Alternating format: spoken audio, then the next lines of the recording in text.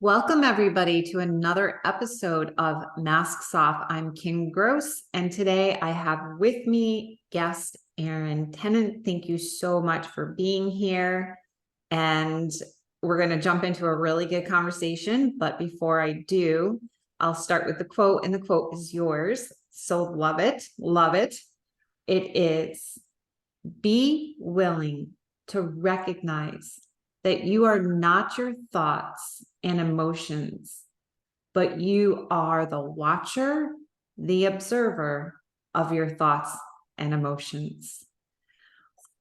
There's so much good stuff in there. We're going to unpack that in a minute. But first, Erin, thank you so much for being willing to be on the podcast. And do you want to take a few minutes just to introduce yourself, tell the audience who you are, what do you do? Who is Erin Tennant?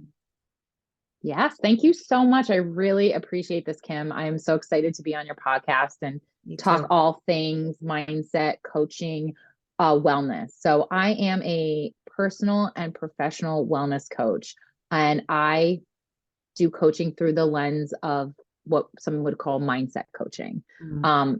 Coaching is a beautiful thing because there's so many ways you can grow, you can thrive, you can self-improve, self-develop, all the things that we want to do as human beings. We want to go from, functioning or high functioning to thriving. And I do it through mindset coaching. I do it through using the tools because we are human beings. So, our well-being is dependent on our human tools, our body and our brains. There are so many coaches that go through the body, and I'm actually getting coaching on that myself, using body work, like somatic breath work, to work on my thriving, to align my well-being. That's not something I'm trained in or I'm well-versed in. My jam is in mindset. So using the tool instead of our body, more so of our brain. But do whatever speaks to you. Use your brain, use your body, use a little bit of both. They're both really great tools to thrive and work on your wellness, work on your emotional, physical, spiritual, mental well-being.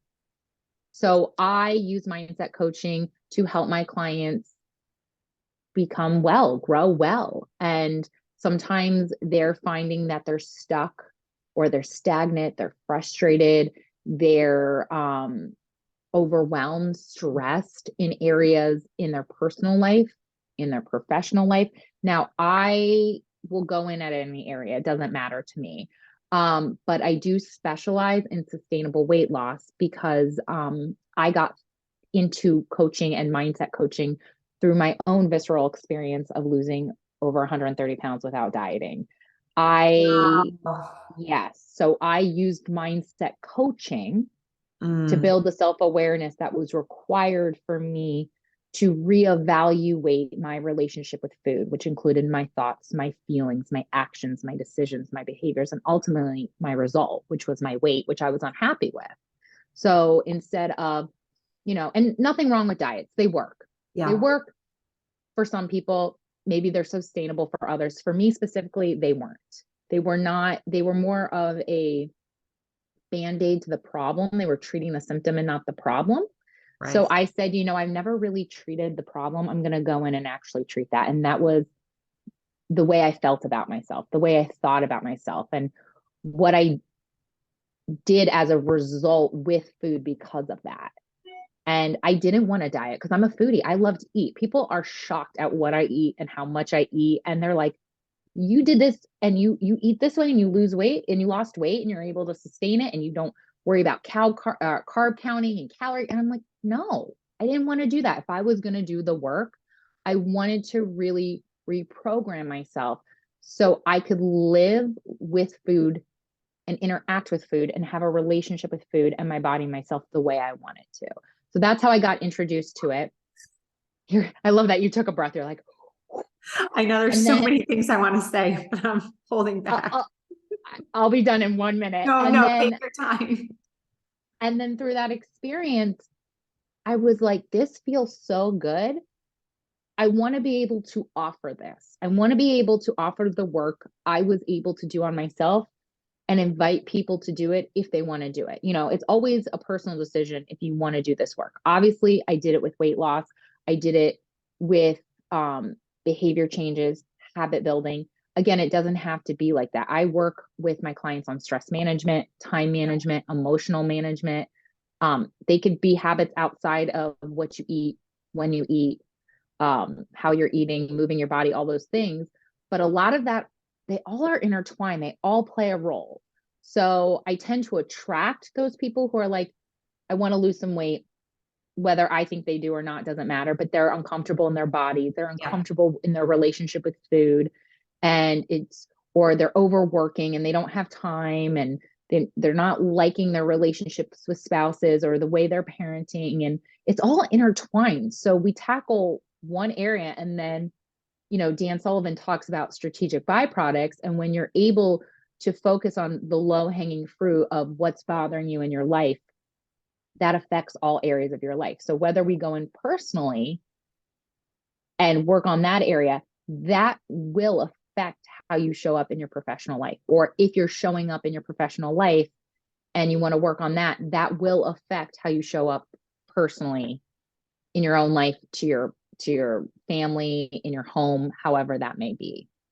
I 100% agree. So one of the things that I focus on is with Masks Off is the patterns that we end up playing out. So for me, I played out the people pleaser and the perfectionist pattern since I was recovering. Yeah, yes. Recovering people please. Nice to meet you. Nice to meet you too. Yep.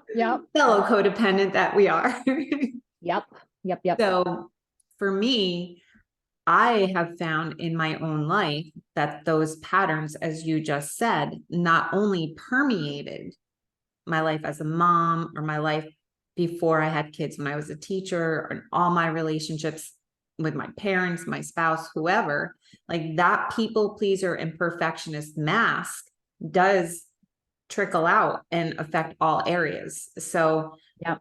I 100% agree that we have to go and do the inner work to uncover, take the mask off, what's underneath, what are the patterns, and what do I need to heal? What pain do I need to heal? What trauma do I need to heal so that I can show up differently in my life?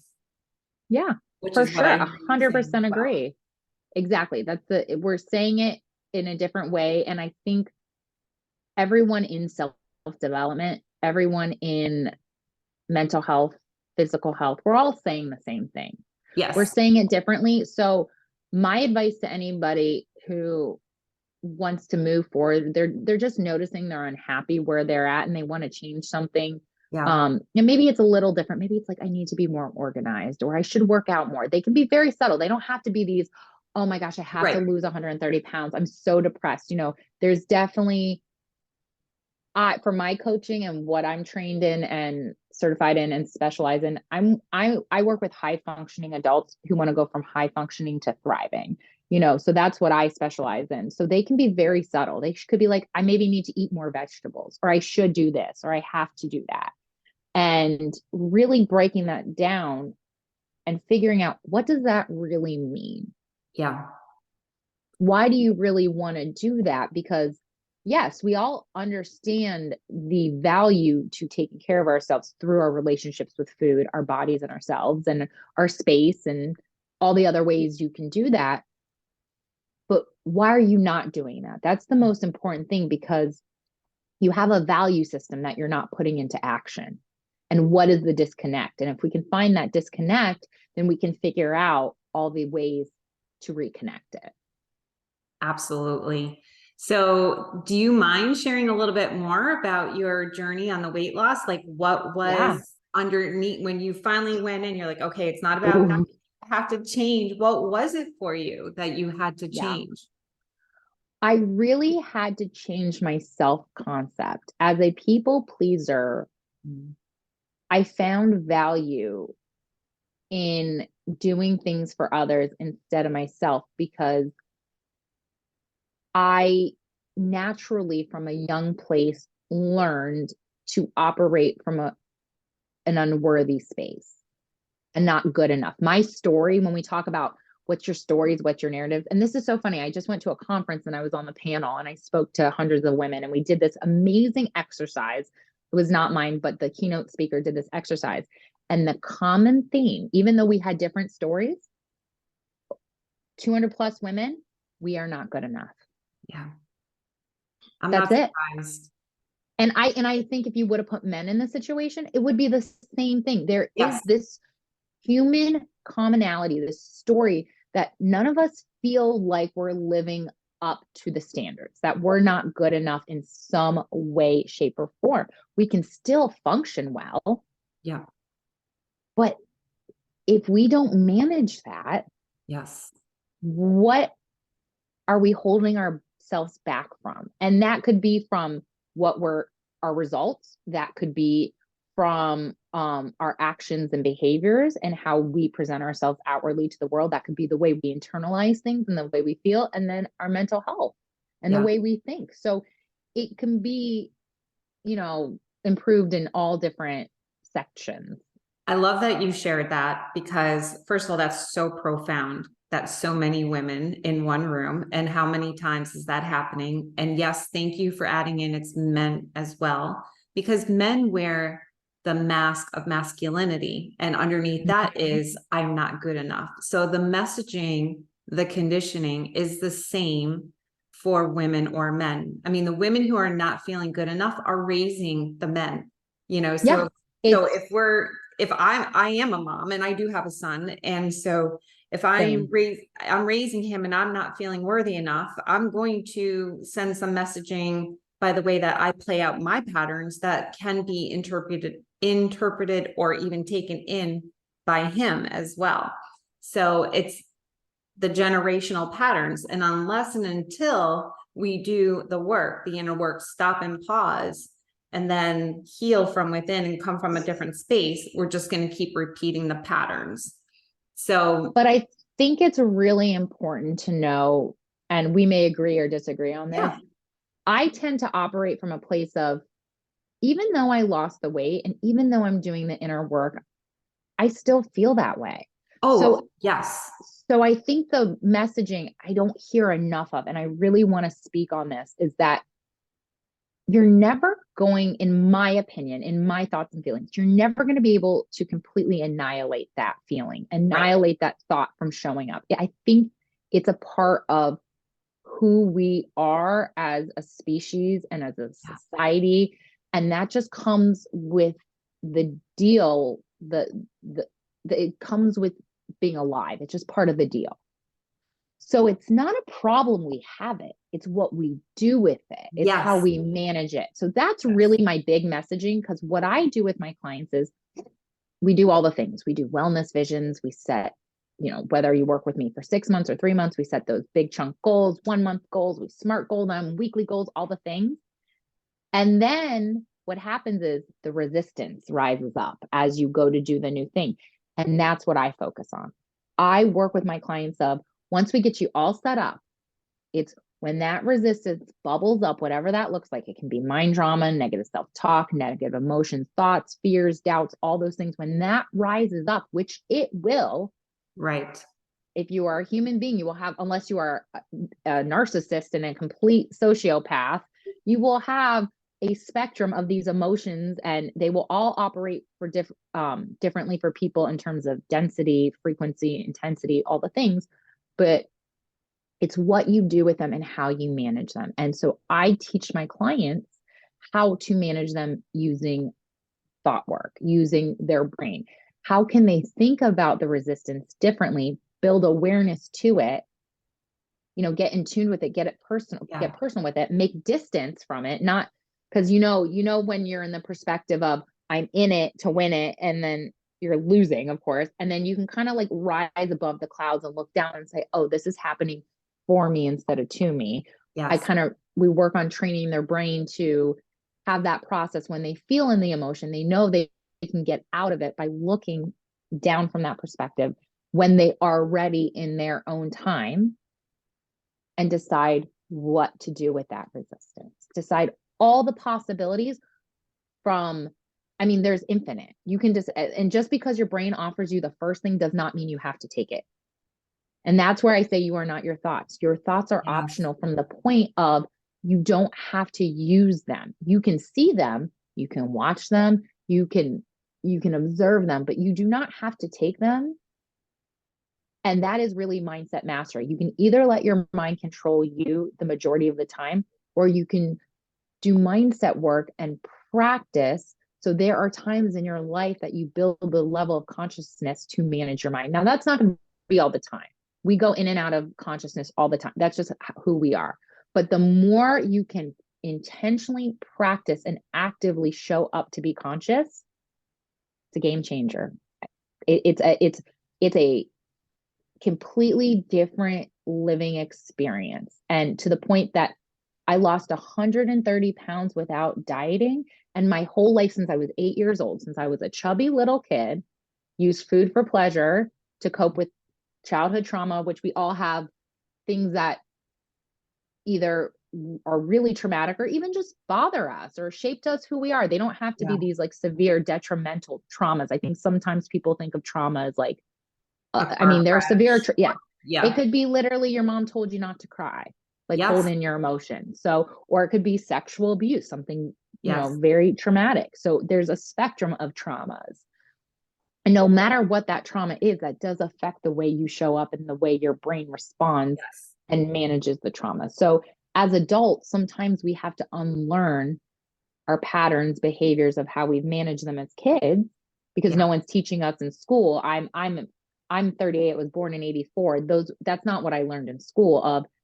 We never talked about emotions. We never talked about what to do with them. I mean, my daughter is 8 now, my son's 6, and they do have a guidance counselor who now talks about emotions. They talk about feeling their feelings and what that feels like. And it's very different. And I'm really excited for the next generation. Incredible. And I think the more we talk about this and really hone in on this human experience of thoughts and emotions, we will have a better experience as a human race. We will take care of the environment better. We will take care of each other better. We will get back to a healthier space as a species and as a planet. So that's really feels good to me.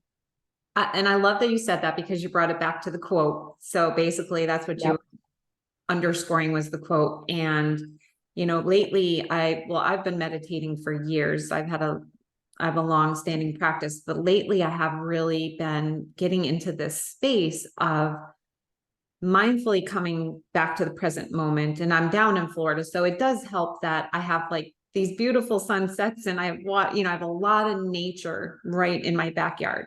So nature connects me like nothing other does. But I've been practicing just like, okay, let me just be in the moment. And sometimes I'm blown away by how alive the moment is, the present moment, like how much aliveness there is.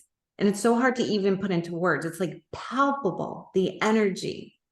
And that energy, I'm sorry, go ahead. That energy that I feel in that present moment is the energy that's in the trees, the sky, the ocean. It's my essence. It's divine. It's just so yummy. And then, like you said, we come in and out of consciousness. So then I'm not sitting and I'm not meditating, and I go back to my life and I forget, right? I forget my essence. And now I'm back into my thoughts, and I'm caught and I'm attached to my thoughts. I'm attached to my feelings. And then come back into the space where like, okay, now I'm watching and I'm observing.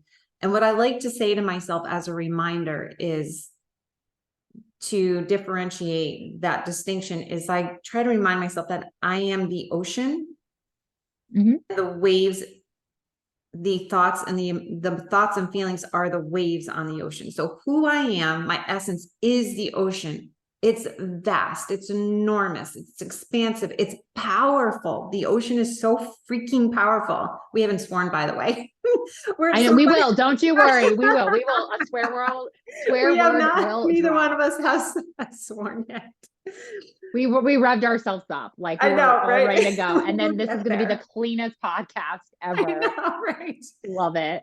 So, and then you have waves. The waves are sometimes the waves are hurricane force waves, and sometimes the ocean is just like these little ripples. And so the same goes for mine or anybody else's, my thoughts, my feelings. Sometimes I'm in this hurricane force place with my thoughts and emotions. And then other times it's kind of, but all the while, I'm still the ocean. I'm still the essence.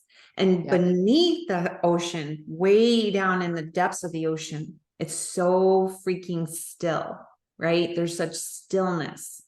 And that's like who we are. That's what's in me, is that stillness. So every time I bring myself back, it gives me that bird's eye view that you talked about, that separation of being able to look down, so that I don't get caught up in feeling like I am what my thoughts are telling me that I am, that I'm a loser, or I'm no good, or I'm not enough, I'm not worthy, blah, blah, blah.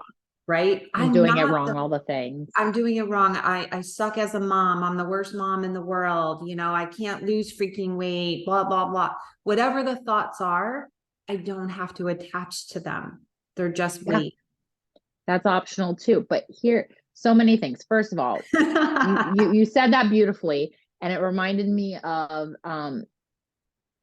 if Kim is speaking your language and we're speaking your language right now, for the listeners, Eckhart Tolle talks about the power of now and the stillness and just being in the moment.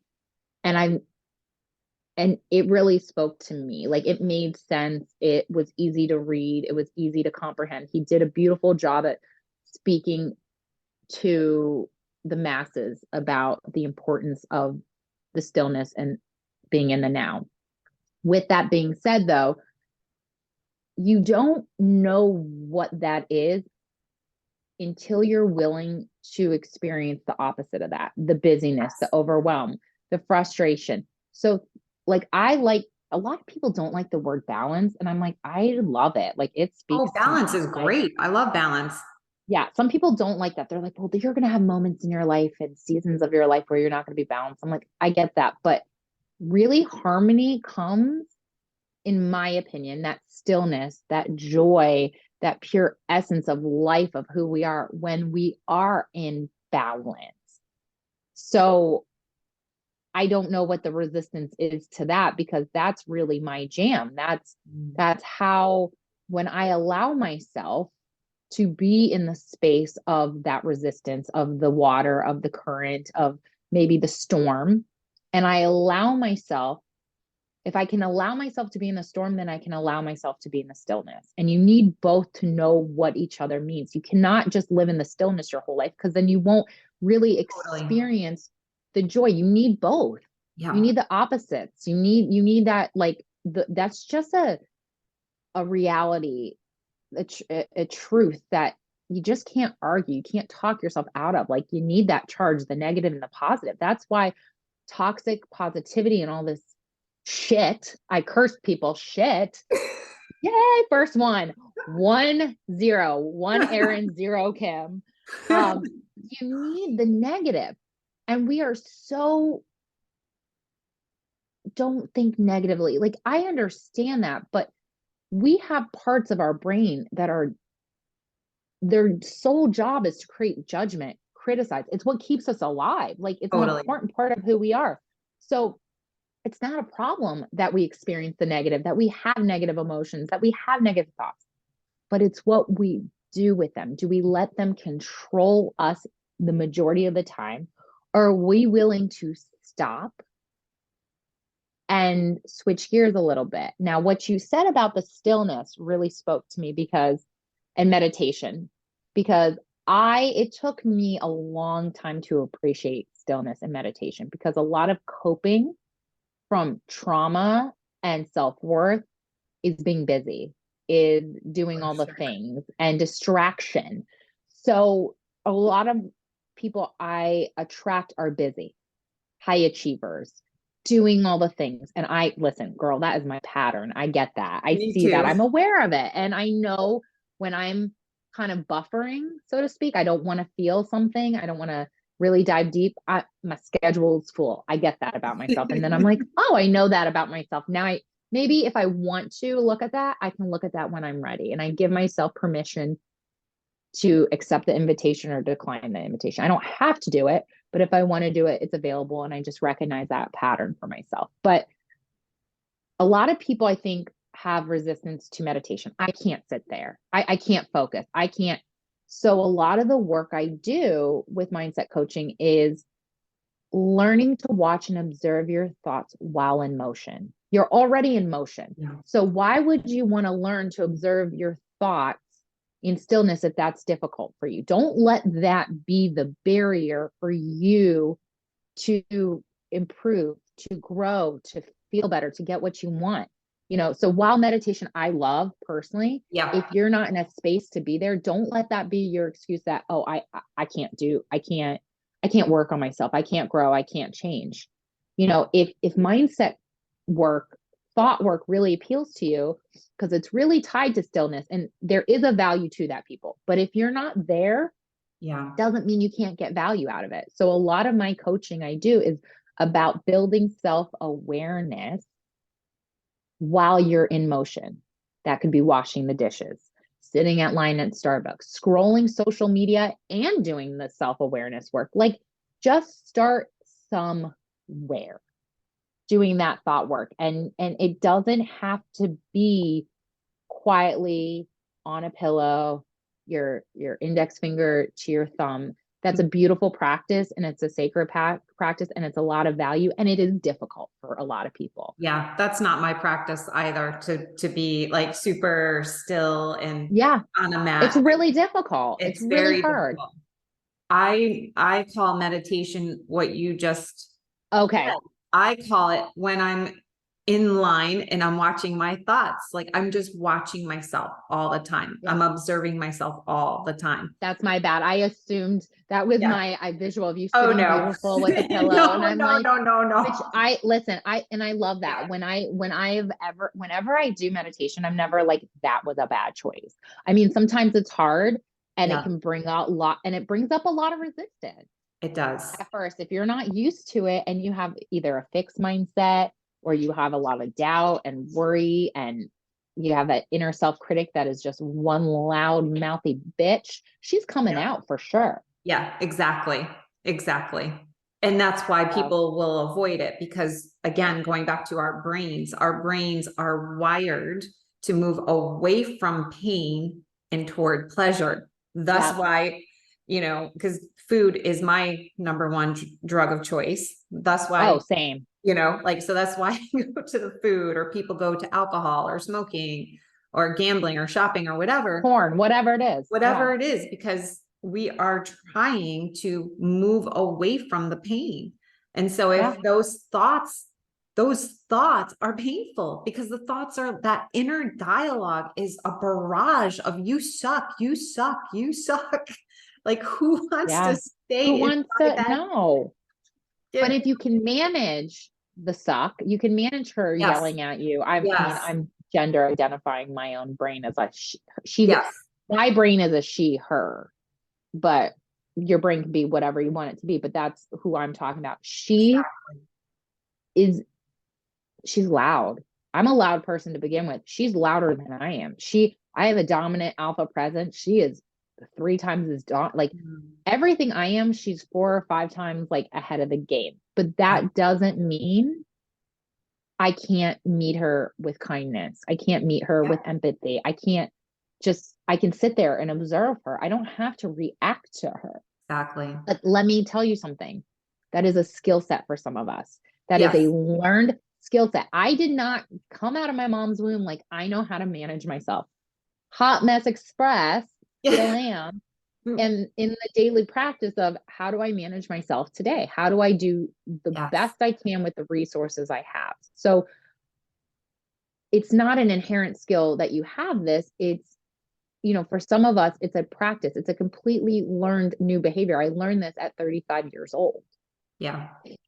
And it's such a good practice. And the return of your investment from this practice of self-awareness, however you get it, or mind management or emotional management, whatever you're looking to do, to tap into that consciousness, that stillness, that now that we're talking about, whatever your mode of transportation is to get there, Yeah. Definitely find it. Definitely be willing to try new things and do it, because it feels so good that once you experience like that pure essence of life and joy and just calm and peace, where you're not listening to that loud bitch in your head, or Mm. you're not overwhelmed in your body by the sensations, or whether it's like an intense amount of heat, or someone sitting on your chest, or the thumping and the vibration and there's so much movement in your brain and your body that you can't always control it, but you can manage yourself with it. And that's how you get to that essence. And once you experience that essence and that joy, you're like, you want to talk about a pleasure button. You want to talk about a joy. I mean, I'm going to go real hard here. It is up there with the best mind-blowing orgasm you could ever experience. Or if you get super pleasure from, like I said, food, alcohol, some of us use that to numb, some of us get extreme amount of pleasures. It is even better than that tenfold. Agreed. And that's why you hear so many of us like, hey, you guys, like, do this work Mm. because it's so good. Because Yeah. you and I love the pleasure of that. Oh my gosh. Yeah. And so many of us do. And that's why we're willing to do the thought work. We're willing to do the somatic breath work. We're willing to meditate. We're willing to do yoga. We're willing to exercise. Yes. We're willing to do all the things that people offer now that can help you move towards that essence, that calmness, that stillness, that pure joy Yeah. that is really the ultimate pleasure zone for human beings. I love it. And I just want to say to you, as we wrap up, is that I'm super, super impressed because you just said you're 35, you have an 8-year-old and a 6-year-old, and I'm like, 38. oh, I 38. learned this work when I was 35. Okay, so you're 38 and you have an 8-year-old and a 6-year-old, which that's just freaking amazing that to me, I think that's a young age to be doing this work. Like your kids are young Thank and you. they're benefiting from the work you have done. And I just want to say that on record that I I think it's really awesome. appreciate that. Yeah. That was one of the biggest motivators for me to lose the weight. And at the time it was about the weight loss, but now that I have a different perspective and experience, it's really, I wanted to give my kids something better. Yeah. Whatever they decide to do with that, they can do. But, I am, as an adult, still dealing with a lot of childhood trauma that to me seems very heavy and very real, where to someone else, they're like, oh, girl, I got you tenfold. And they probably do. Yeah. God bless. I'm so sorry that happened to you too in your own way. But like, this is for me and I'm working through it. And I feel that my kids were a big motivator because I wanted to give them the opportunity that my 8-year-old self didn't have. And I want to do that as a gift to my parents too. I think sometimes it's not a blaming thing for my parents. I No, think of they did course an not. exceptional job with what they had. And I hope my kids say the same thing to me and do the same thing for their kids, because that is really the legacy. It's how do we do better so our human species, this race, can keep going and doing the best job it can do. Because while being alive is a gift, it's also hard. It's really, really hard. It's really hard to do it in a way that is in line with your values and you feel good about and you're proud about. And it's tough, but we can all do it and it's all available to us if you want it. And if you don't, God bless too. Yeah. Agreed. You just do you. But thank you so much for having me Oh, on. I could talk yeah. about all of this all I day know. long. And it was so inspiring. And thank you so much for sharing your wisdom. So before we do sign off, if you can Yep. let the listeners know, how can they find you if they're looking for you? Yes. So I offer one-on-one coaching. I work with, like I said, anyone who's looking to change, to grow, to make some improvements. They're unhappy with something, and it, like I said, it can be specific to your body, the way you eat food, or your relationship with yourself. It could be all sorts of different things, but that's what I specialize in. And I do attract people who always say, I want to lose weight. And then we dive in and see what they're making that mean, all the Yeah. things. But anyways, work one-on-one with them. And if that interests you, you can, as a listener, find me on my website, which is www.thegrowwellcoach.com, which I'm sure will be in the show notes. Yeah. And then I'm also on 3 platforms, social media platforms for Facebook and Instagram. It's at Grow Well Coaching. And then then LinkedIn is just Erin Tennant. And you'll see a big brown curly hair. It's in a braid right now, so you can't tell, and it was straightened, but it's a big, big, big, big head of curly hair that you will see, and you can't miss it. Beautiful. I love that. I love that. Well, Yeah. thank you so much again for being on. And yes, you're right. I will have all that information in the show notes as well.